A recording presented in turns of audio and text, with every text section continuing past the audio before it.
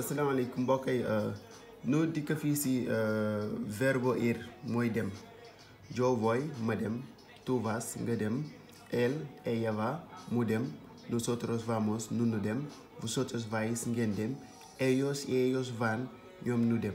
bu ñëwee si fii non que conjugar el pasado. Pasado mooy lu jàll. Fui, yo fui, demoon na. Tú fuiste, demoon nga. Él, ella fue, demoon na. Nosotros fuimos, nun demoon nanu.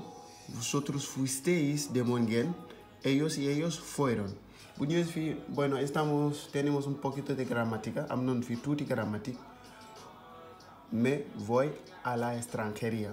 A la extranjería mooy daaru kitab si wolof morten daaru kitab xam nañ mooy fi ñuy defaree sanuy DNI sanu passeport etc. mooy extranjería si español.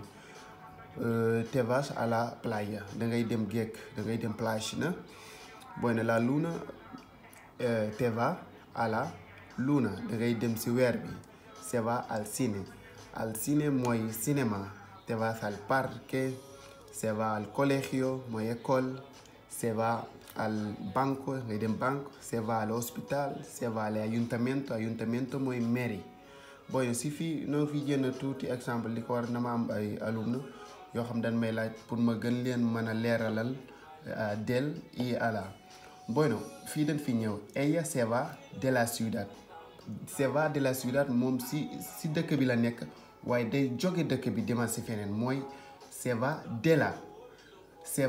à la ciudad mi ngi nekk si village bi war a dem sa dëkk bu mag ba kon se va à la ciudad. Me voy a Madrid comme damay dem Madrid mooy me voy a Madrid. Me voy de Madrid mooy yaa ngi si biir Madrid wal fa jóge mooy indi de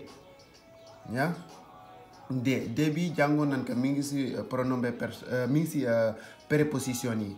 préposition yi njàngoon nan ka de ak a ñoom ñaar ñëpp noo ngi ci na. bu ñëwee si fii ñu jënnewaat tuuti ejemplo. Yo mën nga def yo me voy a la playa. Yo me voy a la playa wala mën nga def rek me voy a la playa. Me voy a la playa nu bañ utiliser bi pronombre personnel mën nañ ko bañ utiliser nu utiliser me rek.